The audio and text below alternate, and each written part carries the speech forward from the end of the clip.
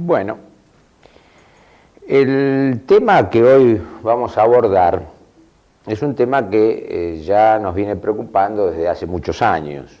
Yo diría desde la década del 60, cuando uno de los profesionales que más ha introducido este tema, el tema del grupo familiar en nuestro medio, fue el doctor Jorge García Badraco, también nos contagió esa preocupación y abordamos esta problemática.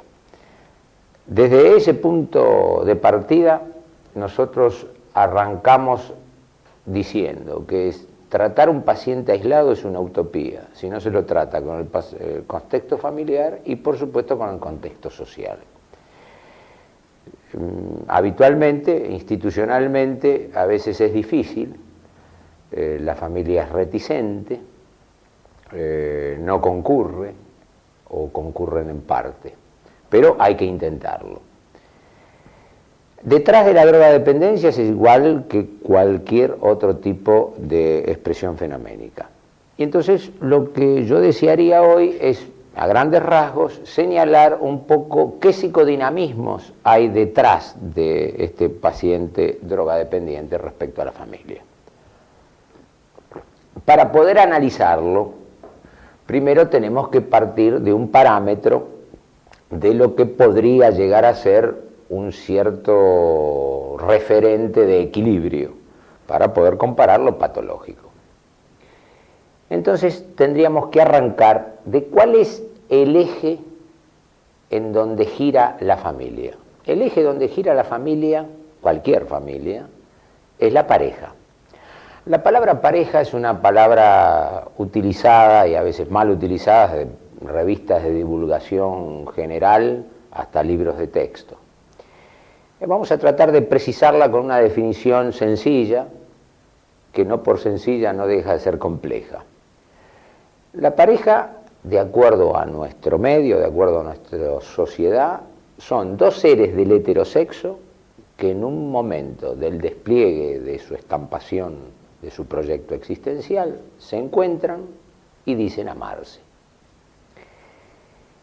Aparentemente, como decía anteriormente, parece sencilla esta definición, pero lo complejo es el término amor.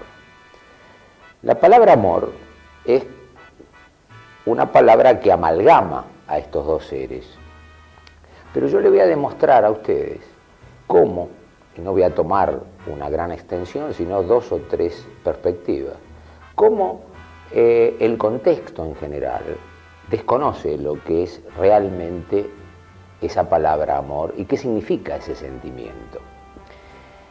Si nosotros tomamos una persona de la vida cotidiana y le preguntamos qué quiere decir amor platónico, esa persona dice, amor platónico es aquel en que no está el juego el cuerpo, no tiene nada que ver la sexualidad, el erotismo, y solamente es una cosa intelectual, espiritual.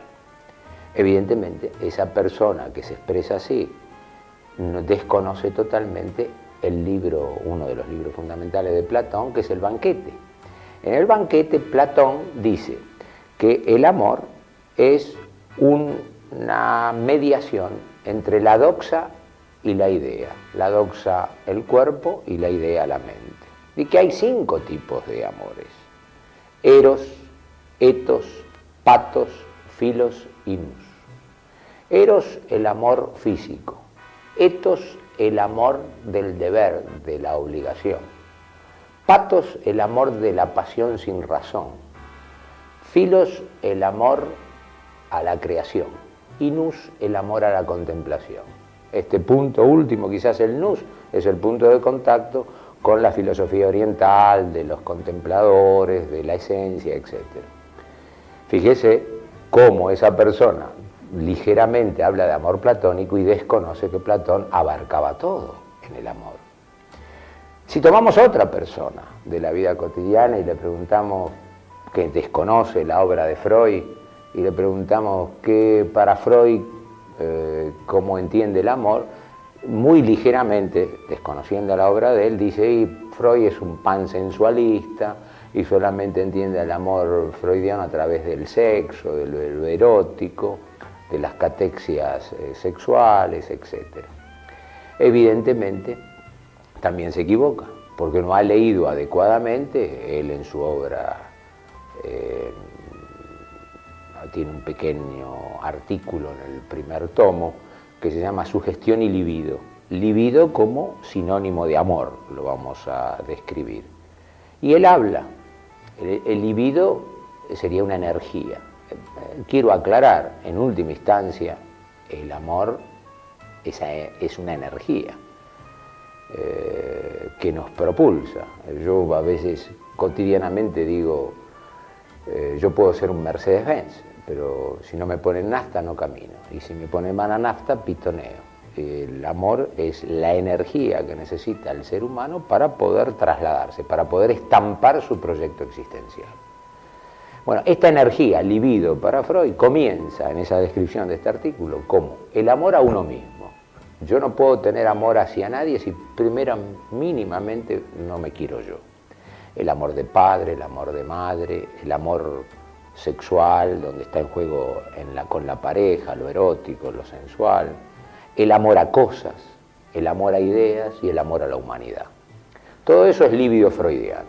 Fíjese cómo alguna gente que desconoce esta postura rápidamente endilga o califica o pone un cartel de tal cosa a una teoría. Y si por otro lado vamos a tomar, y tomo el concepto católico, porque en nuestro medio la grey más grande es la católica, podríamos tomar otras religiones, pero voy a tomar un concepto de amor católico y voy a demostrar también de que hay un desconocimiento total. Si yo a cualquier persona que se dice creyente católico le pregunto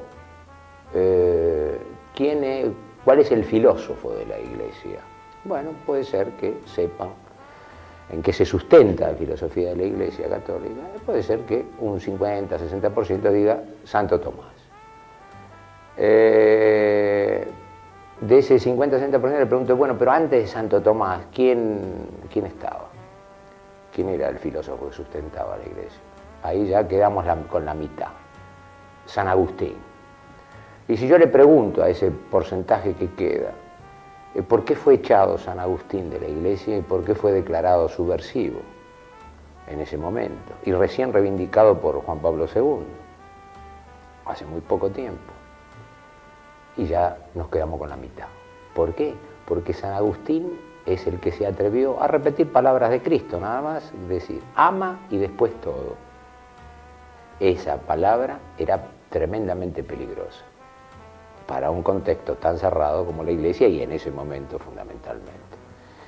Entonces, si vemos estas perspectivas desde el psicoanálisis, de la filosofía, de la teología, y así lo podemos ampliar al máximo, nos damos cuenta de la ignorancia que hay con respecto a lo que es realmente esa energía amorosa que es vital para el ser humano. Teniendo esta aclaración y habiendo definido como energía el amor, reitero la definición. Dos seres del heterosexo que en un momento determinado, cuando están estampando su proyecto existencial, se encuentran y dicen amarse. ¿Ahí termina la cosa? No, ahí comienza y ahí empieza a complejizarse.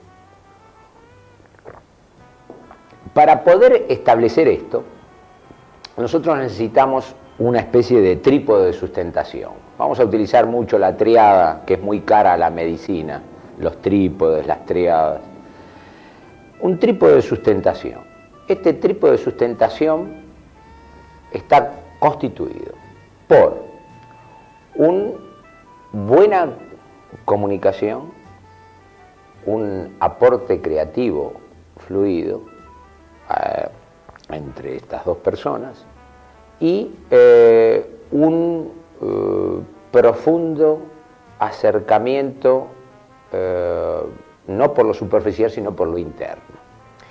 El aporte creativo es una palabra, como lo hemos expresado en otra oportunidad, poética en absoluto. El aporte creativo nos permite compartir todas las cosas, compartir proyectos, compartir planes, compartir el silencio, compartir aún la discrepancia y por supuesto el máximo del aporte creativo es procrear. Entonces tenemos ya localizado la creación como sustento, uno de los elementos de lo que yo llamo como fórmula que vamos a construir para protección de la pareja, la creación. A veces yo expongo un ejemplo muy cotidiano, pero es real. Yo puedo tener el mejor jardín de la comarca hoy, pero si todos los días no lo cuido, al cabo de unos meses tengo un baldío. Tuve el mejor jardín, pero ya no lo tengo. La creación implica, evidentemente, el elemento para cuidar ese jardín. Ahí tenemos conceptualmente el hecho de la pareja, pero necesitamos un instrumento. ¿Y qué instrumento vamos a usar?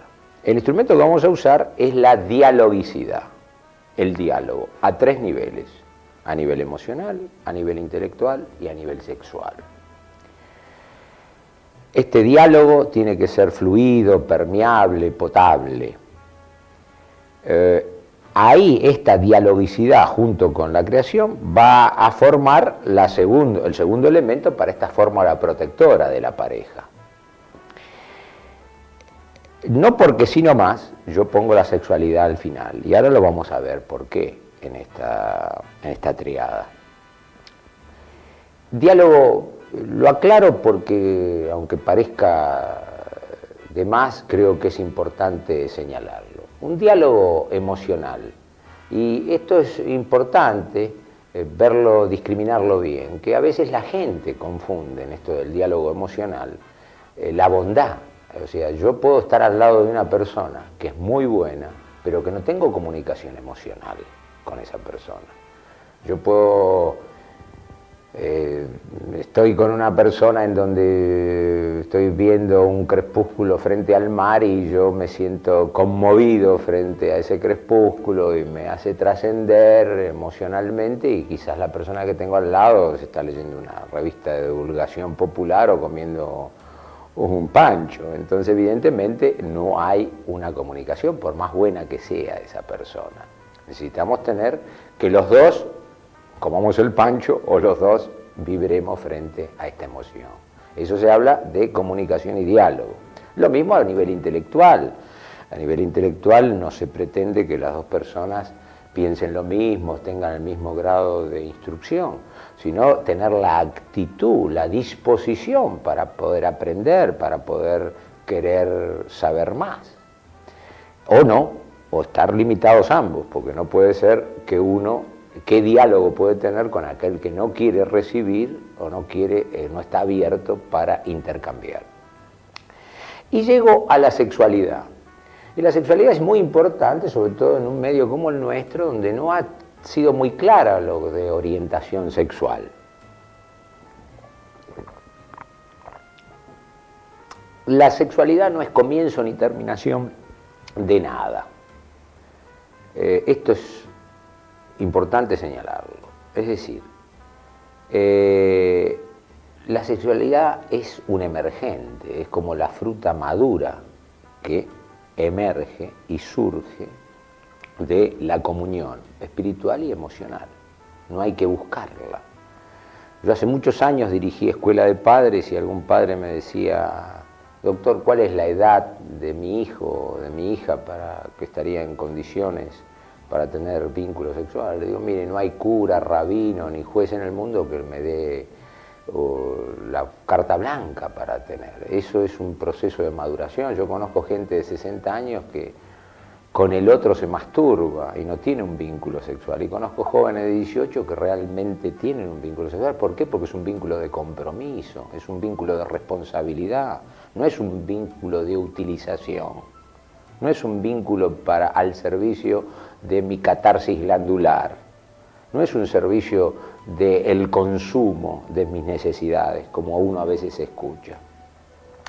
Lamentablemente, en nuestro medio, y es importante aclararlo, el hombre, por ejemplo, ha afirmado en un tiempo, y lamentablemente también lo seguimos viendo ahora, ha afirmado su hombría en los genitales. Parecería que cuanto más gallo pisador de gallina, parecería más hombre, que es una falacia.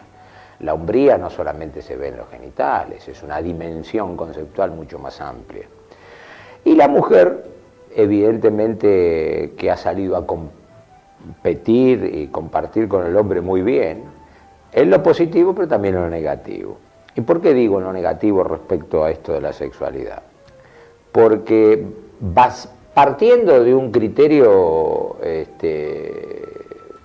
evidentemente justo, que es decir, nuestra sociedad es benévola con el hombre, y sigue siendo benévola, y es cierto. Nosotros pensemos que cualquier hombre en la mitad de su vida que tiene un affair, que tiene un acto de infidelidad y es descubierto, y el grupo familiar en línea general dice: bueno, ya le pasará, pobre hombre, está pasando por la etapa crítica, ya se estabilizará, tenemos que tener paciencia. Pero pensemos cómo califica la sociedad si eso pasa al revés en la mujer, ya la califican de prostituta.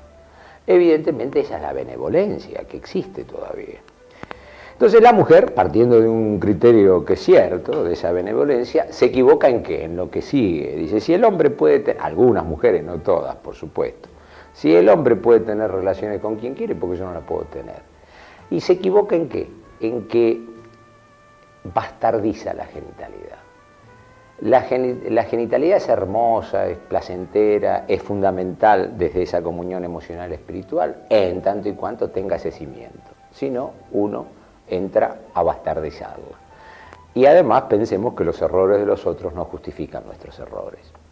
Entonces, esto teniéndolo en claro, teniéndolo presente, entonces tiene que ser un diálogo potable, permeable, fluido. Los progenitores de los drogadependientes, antes de seguir avanzando, los progenitores de los drogadependientes, que esto se puede hacer extensivo a otras patologías, lamentablemente, yo diría que más del 80%, son vínculos mercantilistas y no parejas. ¿Y qué llama un vínculo mercantilista? Un vínculo mercantilista es aquel en donde un hombre llega a los 30 años, en cualquier tipo de profesión o oficio, y dice: bueno, yo tengo, ¿cómo se llama?, que sentar cabeza. Entonces busco una mujer que sea buenita, que sea una buena doméstica y que sea una buena coneja, si quiero tener muchos hijos, o que sea coneja si no quiero tener mucho. Yo no estoy enamorado, pero es buenita. Entonces la elijo. Y viceversa, una mujer dice: bueno, tiene sus beneficios, yo me siento protegida, yo voy a tener seguridad, voy a tener mis vacaciones, voy a tener mi ropa, voy a tener mi alimento, voy a poder criar mis hijos, etc. Y hacen un vínculo de transacción mercantil. Lamentablemente eso es desastroso posteriormente, porque ahí no existe amor, existe una transacción mercantil. Ese porcentaje va a conducir, por supuesto, a no diálogo. Van a ser hábiles monologuistas. Cuanto más intelecto, van a tener mejor monólogo. No se van a escuchar. Y todo se va a tapar. Todo se va a ir tapando. Y tapando es como cuando uno tira un guijarro por la ladera de la montaña. Cuando uno tira es un guijarrito, pero va avanzando y al final es una gran bola que arrasa una aldea. Así esta figura sería lo mismo de ir tapando las cosas. Teniendo en cuenta entonces estos dos elementos que precisan esa fórmula de protección de la pareja que yo llamo creación y diálogo, nos falta un tercer elemento para constituir esta fórmula protectora.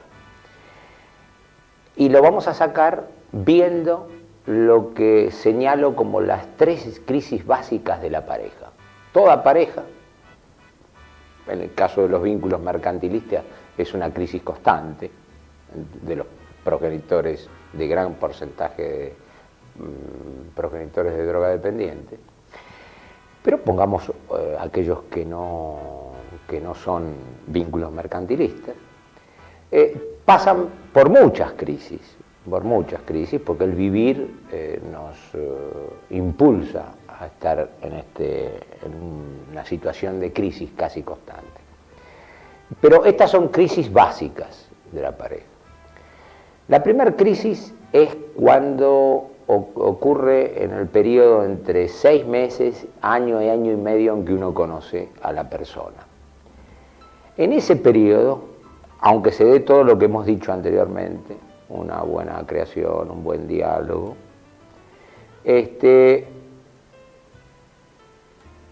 todo eso está centralizado en la prevalencia del vínculo. Es decir, que lo más importante de esas dos personas son ellos dos. Y todo lo demás es satélite, es secundario. Es decir, yo tengo la suerte de encontrar a alguien quien amar, no quiere decir que deje de trabajar, deje de producir, deje de estudiar. Al contrario, me va a dar más energía para darle un color y para darle una sustancia superior a todo lo que yo haga. Pero lo prevalente es el vínculo. Lo prevalente es el vínculo. Al pasar 6 meses, año y medio, eso depende de las personas, sin darse cuenta, el medio que lo bombardea continuamente con estímulos negativos más que positivos, va haciendo muy subrepticiamente, muy subliminalmente, que las personas vayan invirtiendo la prevalencia, vaya siendo importante lo de afuera y secundario el vínculo. Y ahí comienza el principio de la crisis. Porque al invertir la fórmula, y una fórmula que cada vez va a invertir esa prevalencia afuera y secundario el vínculo, paulatinamente lo que se va a ganar es compartir el cansancio. Uno anda por afuera 10, 12 horas con gente que no conoce o conocida o algún amigo, haciendo cosas que no le gustan, y luego se encuentra con la persona que quiere para compartir el cansancio, la preocupación, la molestia, etc. Es una burla si uno no lo tiene claro. Entonces, este elemento prevalencia lo agregamos a la fórmula, entonces queda constituida la fórmula protectora de la pareja: creación, diálogo y prevalencia. Con esta fórmula vigente yo tengo un seguro para proteger mi pareja. ¿Cómo se provoca la crisis cuando se invierte la prevalencia en el vínculo? Al tener el vínculo establecido en esos términos, invertir la prevalencia, yo invierto la prevalencia porque dejo de crear y dejo de dialogar sin darme cuenta con el otro. Entonces, entro a tener un vínculo más superficial por cosas o por tensión. Este roce me lleva a recurrir al grupo familiar que yo tengo incorporado dentro mío y que lo tiene el otro. Todos tenemos un grupo familiar incorporado, que lo incorporamos cuando somos chicos.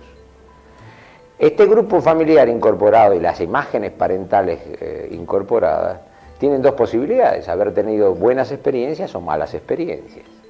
Entonces, cuando tengo estos roces, yo digo, no, yo la quiero a fulana, pero no voy a repetir lo que viví en casa, suponiendo que ha sido negativo lo que viví en casa. Entonces voy a hacer todo lo opuesto porque yo la quiero, no quiero repetir estos errores.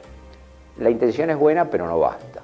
O puedo decir al revés: yo viví en mi casa unas cosas maravillosas, esta muchacha viene de una familia difícil, entonces voy a poner todo lo que vi en casa en juego para evitar que nosotros tengamos problemas. La intención es buena, pero no basta. ¿Pero por qué no basta? Porque yo no estoy dialogando con el otro, yo le estoy imponiendo al otro. Y si yo le impongo, aunque tenga buena intención, se da lo que se llama psicológicamente la pareja sometido-sometedor. Entonces la otra persona se rechaza. Si tenemos todo lo que dije anteriormente, de la creación, el diálogo, etcétera, evidentemente se para la pelota y dice: un momentito, este vínculo no es para resolver el problema de tu origen, de nuestro origen, es para mantener la creación, el diálogo y la prevalencia que hemos perdido y hacerlo a nuestro modo. Así se supera la crisis. Progenitores de drogadependientes y de otras patologías, como había dicho anteriormente, tierra encima, y no se elabora nada. Segunda crisis. La segunda crisis adviene cuando uno tiene que convivir. Cuando tiene que convivir, que el convivir es un arte, evidentemente es un arte, y esto lo puede entender bien la persona que está casada o es soltera, es diferente. Cuando uno es soltero, que no convive con su pareja, juega todas las buenas. La mujer está dispuesta, se arregla, lo espera, el hombre es atento, le hace versitos, le regala cuenta día, cuenta semana, cuenta mes, de entradas para el cine, para el concierto, para lo que sea. Pero cuando uno convive, si uno no tiene los ojos bien abiertos, entra la humedad más deletérea que puede llegar a socavar la muralla china. Esa humedad que es la cotidianidad y rutina. A Romeo y Julieta, al cabo de meses, los hace realmente Montescos y Capuletos, si uno no está atento. Eso por un lado, que es fundamental tener cuidado. Pero por otro lado, en este debatirse en un mundo difícil, situaciones económicas, etcétera, cuando uno tiene que convivir, tiene que seguir con su actividad, ya sea de trabajo o de estudio, y además pensar en el hogar que va a formar. Entonces, sin darse cuenta, y si uno ha perdido, se ha dejado invadir un poco por esa circunstancia, deja de lado un poco la creación, deja un poco de lado el diálogo, invierte la prevalencia, dice: bueno, si total vamos a vivir juntos, bueno, yo me tengo que ocupar del trabajo, me tengo que ocupar del estudio, esto. Si yo sabe fulana que vamos a vivir juntos, pero me olvido de lo otro. Entonces, ¿qué pasa? Invierto la fórmula. Cuando entramos a las cuatro paredes que vamos a habitar, que esto se ve habitualmente, se ve la crisis de luna de miel, la crisis del primer año de matrimonio, en parejas que quizás antes han tenido muy buen vínculo, hasta pueden llegar a la esterilidad, la frigidez o la impotencia. ¿Por qué? Porque además de haber dejado penetrar esa humedad que señalé anteriormente, muy rápidamente, no se está dialogando, no se está creando, solamente se comparte el cansancio, la preocupación, la contingencia, y nuevamente empiezan roces por nimiedades. Y entonces uno recurre al grupo familiar interno. Dijimos anteriormente, buenas experiencias o malas experiencias yo he podido tener. Y las pongo en juego para rescatar el vínculo, pero me olvido, reitero, de dialogarlo, se lo impongo al otro. Y si se lo impongo, nuevamente, la pareja sometido-sometedor.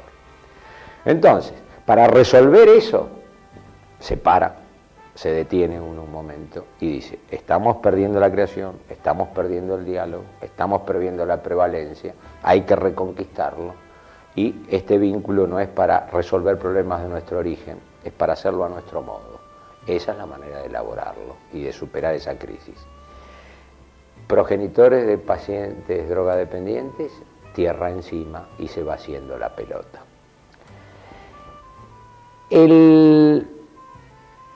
La tercera crisis básica, esta yo diría que a la luz de los conocimientos actuales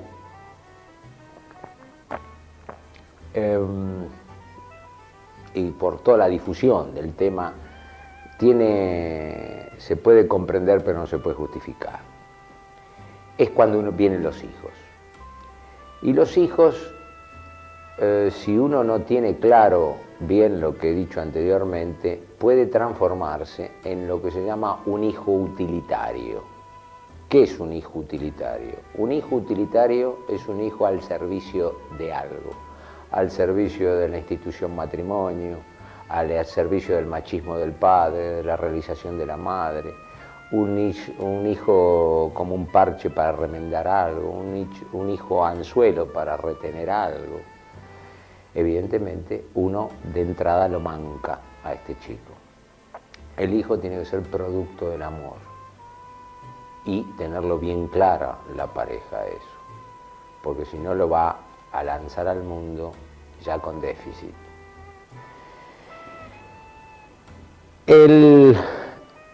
Más del 80% de los progenitores, los drogadependientes son hijos utilitarios, son progenitores que gestan hijos utilitarios. Hay otro punto antes de seguir avanzando para ver cómo se constituye el grupo familiar detrás del drogadependiente, que deseo señalar, y fundamentalmente para la mujer profesional. A veces uno puede tener un hijo del amor con esa integración, pero a veces por tantas otras crisis se va perdiendo. Eso se ve mucho en profesionales que de golpe egresan jóvenes y luego por el hogar dejan su profesión y tienen un peligro, si no lo tienen claro, de utilizar luego, intentar utilizar a la criatura para las realizaciones no personales, que no se han atrevido a realizar. Hago una pequeña acotación para que lo vea más claro. Hay una gran poeta alemán que yo admiro mucho, que es María Rilke, que tiene un libro de prosa que se llama Cartas a un joven poeta. Y en este libro, el artista cachorro le consulta al maestro y dice, en una de las tantas cartas, un ramillete epistolar, le dice, maestro, ¿qué es la felicidad? Una palabra tan difícil y que buscan tantos la respuesta, ¿no? Y él, con la sapiencia de realmente un hombre fuera de serie, le dice, mire, todos lo han buscado, yo a mi juicio, desde mi perspectiva, es caminar a la felicidad, porque nunca se logra, es intentar plasmar en la adultez los sueños de la adolescencia. ¿A qué me refiero con respecto a esto de seguir plasmando? Aquella mujer que de golpe dice, yo esto, llega a los 45, 50 años y dice, yo no lo hice esto por mi hijo, por mi hija, evidentemente se está engañando, no lo hizo porque no quiso probar su fracaso o que no servía. Que pruebe todo, que intente todo, que no se quede con nada en el tintero, para luego no atribuir a que por el hijo o por el esposo o por quien sea no lo hizo. Entonces, estas tres crisis básicas de la pareja, que las tenemos que tener presentes, por supuesto, en los progenitores de los drogadependientes, esto es constante. Son hijos utilitarios, no hay dialogicidad y no hay creación. Teniendo en cuenta esto, nosotros estamos en condiciones de poder decir qué es un grupo familiar equilibrado, o aquel que tiende al equilibrio, para poder tenerlo, como dijimos, para poder cotejar los patológicos que subyacen en el drogadependiente o en otras patologías. El grupo familiar equilibrado, con lo que hemos descrito de pareja, lo podríamos definir de la siguiente manera. Una pareja, con hijos productos del amor, y donde hay comunicación de todos con todos y en todas direcciones. Y de acuerdo a nuestra sociocultura, el líder emergente del grupo, el líder emergente en términos de grupo es aquel, tomando un término médico, podría ser el regulador homeostático, el que regula la homeostasis. El equilibrio no es una cosa estática, es una cosa dinámica. Entonces es emergente de la confluencia de la comunicación de todos con todos. De ahí sale el emergente. Esto lo vamos a ver en gráficas muy detalladamente. Porque si yo, en vez de sacar el emergente de la confluencia de la comunicación de todos con todos, lo saco directamente del hombre, haría un líder dictatorial, en donde baja la ley y todos tienen que obedecer, como lamentablemente ha existido y todavía subsisten algunos grupos familiares. Eso no es equilibrio. Entonces tenemos el grupo familiar equilibrado. Este es el parámetro al cual uno tiene que aspirar, al cual uno tiene que tender. Pero detrás de este grupo de la patología drogadependencia existen dos grandes grupos desequilibrados. El grupo de los insatisfechos estables y el grupo de los insatisfechos o insatisfactorios inestables. El grupo de los insatisfechos estables o insatisfactorios estables, también se puede denominar, se maneja de la siguiente manera. Hay una pareja que es como si quiere decir como si fuera pareja. Eso es lo que se señala a veces psicológicamente. Hay un padre que no puede asumir el liderazgo natural que tendría que asumir, por problemas de personalidad, y delega el mando en cualquier miembro de la familia, inconscientemente, porque todo eso es un nivel inconsciente. Entonces, lo absorbe cualquiera. Lo voy a señalar en un joven, pongamos una familia tipo, padre, madre y dos hijos, pero puede ser en la madre, puede ser aún en el mismo padre a través de una patología de dependencia alcohólica, etc. Pero vamos a ponerlo en un hijo. Uno de los hijos que hace como sensor, como detector de toda esa desestructuración, hace el cuadro de drogadependencia. Al hacer el cuadro de drogadependencia, ¿qué pasa? Esta pareja que no tiene diálogo y esta pareja que no tiene diálogo con los hijos, el padre, de acuerdo a la situación económica, o que está en 2 o 3 trabajos, o que está metido en sus negocios, en 20 años por primera vez se centraliza la atención en el hijo. La madre, de acuerdo a la situación económica, o está en las cosas de la casa, o en sus negocios, por primera vez se centraliza en él. Realmente, no con cosas, no con ropa, no con vitamina, no con comida, sino con preocupación de sentimiento. Y el hermano, que ha estado en sus cosas toda su vida y no se ha interesado nada del hermano y de los padres, también se centraliza en él. Paradójicamente, este ser que está con la alteración actúa como factor aglutinante, como vaso comunicante, y pasa a ser el líder emergente del grupo, porque mantiene todavía la estructura a través de la patología. Este grupo familiar es un grupo familiar que tiene muchas posibilidades de tratamiento psicoterapéutico. Son los que tienen como base drogadependientes con estructura neurótica y algunas subpsicosis leves que no llegan a la psicosis, esos borderline que podríamos decir. Pero tenemos el otro grupo familiar, que es el más serio, el más grave, el más difícil de abordar, el que da menos éxitos psicoterapéuticos, que es el grupo de los insatisfechos o insatisfactorios inestables. Acá ya tenemos todo el fraccionamiento, acá tenemos todo el fraccionamiento del grupo familiar. La pareja, francamente, es una pareja mercantilista, porque en la anterior pudo haber sido una pareja y perdió el tren y se perdió la comunicación y la creación. Pero en esta, de entrada, de movida, se aspira a eso, a una transacción. Son dos personas que establecen un vínculo de transacción mercantil.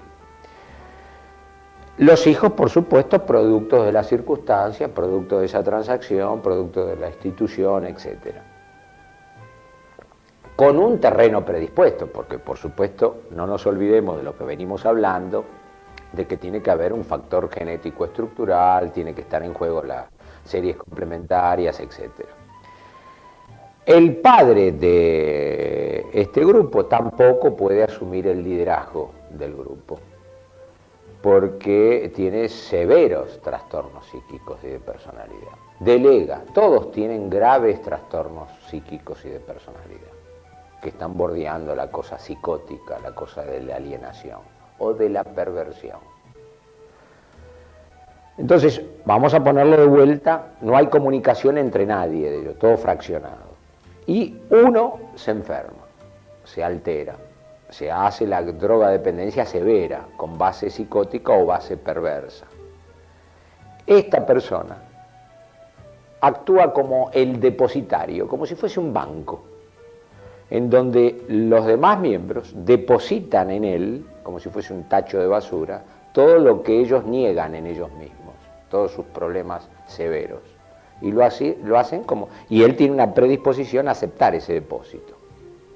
Entonces, al ser depositado se chivatiza, se lo transforma en un chivo expiatorio, como antiguamente se buscaba un chivo expiatorio de una comunidad. Ese es el chivo expiatorio. Tienen mala suerte porque tienen este hijo que es esto. Esta persona, al ser así chivatizado, se autosegrega del grupo, es decir, se separa del grupo porque les hostila el grupo. Y a su vez, el grupo, al depositarle lo malo, lo segrega del grupo. Hay una autosegregación y una heterosegregación.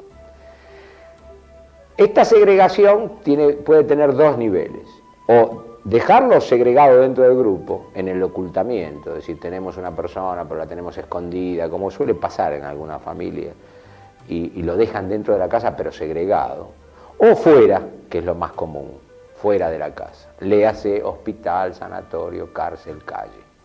Vamos a poner el hospital, esta persona está en el hospital. Entonces, ¿qué vemos? Vemos que al mediodía o en el sanatorio viene el hermano que por su lado nunca tuvo comunicación, le trae una revista. El padre que pide permiso en su trabajo o deja su negocio y le trae cigarrillo. Y la madre, muy a la latina, le trae comida. Paradójicamente, este ser con un severo trastorno es el líder emergente de este grupo insatisfecho, inestable, porque este vínculo de comunicación está prendido con alfileres. Entonces, teniendo en cuenta estos dos grupos que subyacen detrás de un dependiente, los que tienen una estructura neurótica o subpsicótica, los insatisfechos estables, y los insatisfechos inestables o insatisfactorios inestables que tienen una base psicótica o perversa. Podríamos dar para cierre de este tema, por supuesto muy sucinto, esto ha querido ser más que nada motivacional para ahondar en este tema del psicodinamismo del grupo familiar, podríamos ver situaciones triangulares que se dan, que nosotros lo hemos expresado cuando describimos las series complementarias. Situaciones triangulares, relaciones edípicas, que se dan de acuerdo al grupo familiar. Y voy a marcar tres que creo que son bastante ejemplificadoras. Una es lo que se llama el triángulo primario del abandónico. Podríamos relacionarlo con el grupo insatisfecho o insatisfactorio inestable, este más grave, más serio, más difícil de tratar, los que tienen base psicótica o perversa. ¿Cómo se da el triángulo primario, esa relación papá, mamá, hijo en este grupo? Hay una madre, vamos a leerlo para un hijo varón, léase al revés para una hija mujer, ¿no? Pero vamos a poner para el hijo varón. Una madre sobreprotectora, sometedora y fría. ¿Qué quiere decir esto? sobreprotectora, sometedora y fría. Una madre grandielocuente, una madre que hace una conducta teatralizada de atención. La vitamina, la comida, la ropa, pero todo por afuera. Pero ¿qué hace esta representación? ¿Por qué la hace? ¿Para mostrarle a los demás que es buena madre? ¿Para demostrarle al esposo que es buena madre? No, es para demostrarse ella que lo quiere, porque no lo quiere al hijo. Entonces hace toda esta actuación para ella demostrarse que lo quiere. Por un lado, entonces, esta madre. Por otro lado, un padre que actúa como padre ausente. Por un lado, no le da amor a la madre. La madre ya por su lado no ha recibido en su origen amor, no recibe del padre, por lo menos, por lo tanto, no está en condiciones de dar amor. Yo puedo dar amor si recibí amor. Yo puedo dar dinero si tengo dinero. Y por otro lado, el padre deja a merced, tampoco llega al hijo porque no lo considera como una cosa, como un elemento más, es un hijo utilitario. Por lo tanto, este chico queda como un abandónico, lo que se llama un abandónico. Ya una psicoanalista francesa, en un tratado que se llama Neurosis de Abandono, lo aclara muy bien, esto del abandónico. Pero este abandónico establece, para poder seguir creciendo, por lo menos externamente, un vínculo simbiótico con la madre, que lo vamos a ver en alguna ilustración. Este vínculo simbiótico, ¿qué quiere decir? Es pegarse a la madre para poder seguir creciendo, por lo menos externamente. Porque esto del triángulo familiar es como otro trípode, es como para mantener el equilibrio. Para mantener el equilibrio físico, yo necesito la vista, el oído y el tacto, la sensibilidad propioceptiva. Si yo pierdo alguno de estos, ¿qué hago? Hipertrofio el otro. El ciego, ¿qué hace? Hipertrofia el tacto y el oído. El sordo hipertrofia la vista y el tacto, y así sucesivamente. En el triángulo emocional, este vínculo simbiótico es que hipertrofio ese vínculo. Pero hay un ejemplo muy claro. ¿Qué pasa con este vínculo? Es como si uno pusiera un renacuajo en el agua y no lo dejara salir del agua. ¿Qué pasa con el renacuajo si uno lo deja salir? Entra a inflarse y parece un sapo, pero sigue siendo renacuajo. Esto pasa lo mismo en el vínculo. Crece por afuera, pero sigue siendo chiquito por dentro. Esto es el triángulo primario del abandónico, relacionado a los insatisfechos inestables.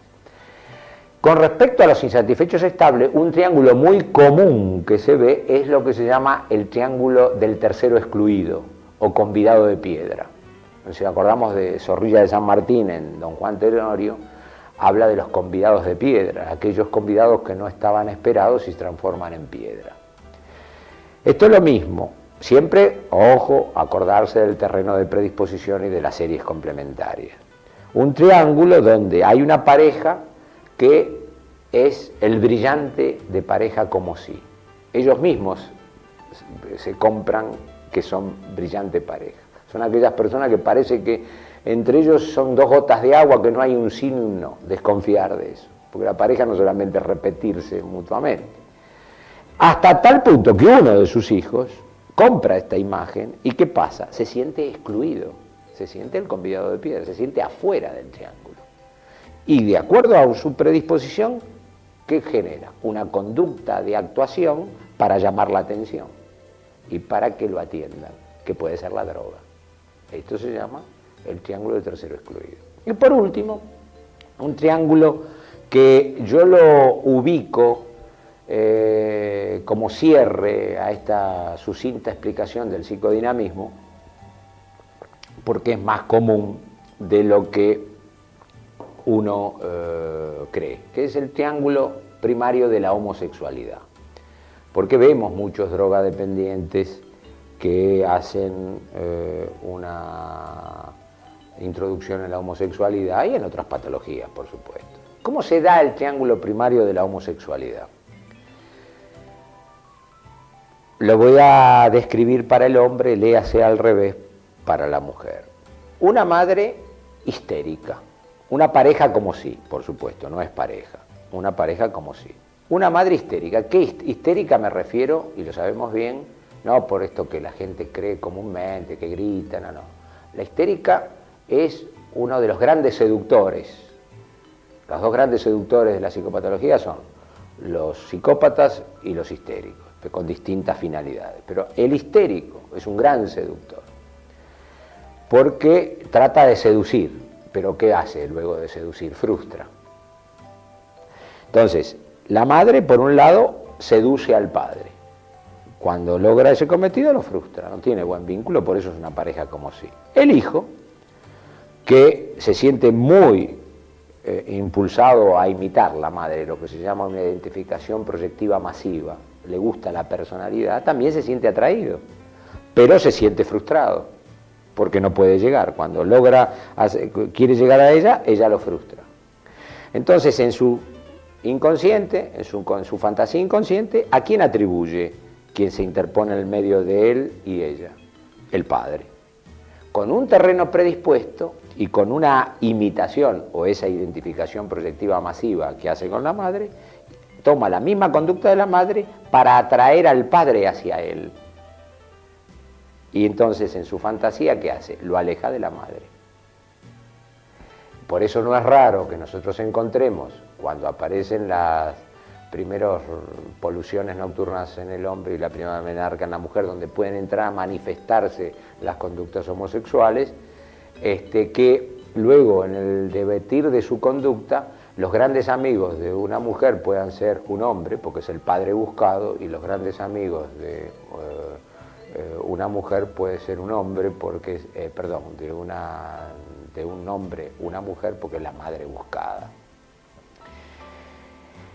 Este triángulo primario de la homosexualidad cabalga, porque es distinto que pueda cabalgar en una base neurótica, en una base perversa o en una base psicótica. Si nosotros lo hacemos cabalgar en una base neurótica, vamos a ver que son aquellas conductas homosexuales que se pueden tratar, porque el paciente vive con conflicto y con mucho dolor su homosexualidad o su fantasía. Los de base perversa son proselitistas, están contentos con su homosexualidad, al contrario, hacen difusión. Y los de base psicótica les es indiferente.